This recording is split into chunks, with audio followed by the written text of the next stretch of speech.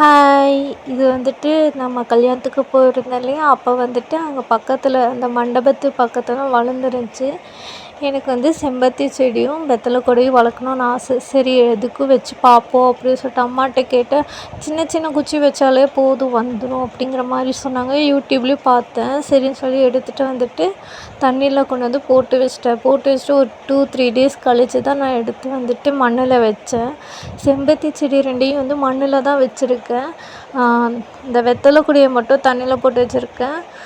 கொஞ்சம் அந்த வேரெல்லாம் கொஞ்சம் விடட்டும், அதுக்கு அடுத்து எடுத்து மண்ணில் வச்சுக்கலாம். இதுவும் அதே மாதிரி கொஞ்சம் க்ரோ ஆகட்டும், அடுத்து பெரிய பாட்டில் வச்சுக்கலாம் அப்படின்ட்டு.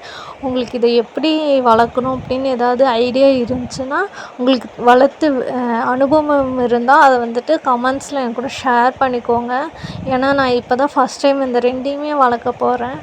ஓகேவா? டாட்டா பாய், லவ் யூ ஆல். ஐடியாஸை கமெண்ட் பண்ணுங்கள். பாய்.